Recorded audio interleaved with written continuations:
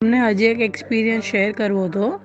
આપણે જે દિવસે પૂજન ભણાવ્યું ને તો એ દિવસે પછી પૂજન પત્યા પછી મને છે ને મતલબ હું પ્રિયા જ વાત કરું છું. તો મને પૂજન પછી છે ને સાપ દેખાતા હતા. મતલબ હું આંખો બંધ કરું કે મારી આંખો ખુલ્લી હોય મને સાપ જ દેખાય. હું મમ્મીને કે કરતી હતી કે મને સાપ દેખાય છે, સાપ દેખાય છે. પછી સાંજે અમે લોકો દેરાસરમાં ગયા, પ્રભુ ભક્તિ કરી.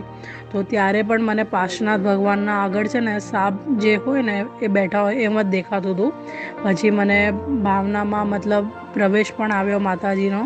અને મારી મમ્મીને એમ કીધું કે તારી છોકરીની ચિંતા નહીં કર, એનું બધું સારું જ થવાનું છે. એ બહુ પુણ્ય કરીને આવી છે, આગળ પણ બહુ પુણ્ય કરવાની છે અને 3 મહિનામાં એનું નક્કી થઈ જશે. અને પછી બધા આશીર્વાદ આપ્યા. મારી મમ્મી અમુક થોડા ઘણા સવાલ પૂછ્યા, એ બધા જવાબ આપ્યા. અને પછી મારી મમ્મીને પૂછ્યું હું વિદા લઉં હવે, અને એમ કરીને પછી ગયા. અને એના પછી મને સાપ દેખાતા નથી. એ મતલબ આરતીનો ટાઈમ જ હતો, દેરાસર માંગલિક થયું ને ત્યારે પછી મમ્મીને પૂછ્યું કે હું રજા લઉં, એમ કરીને ગયા. ઓવરઓલ એક્સપિરિયન્સ મતલબ પૂજન પછી આવો મને થયો હતો.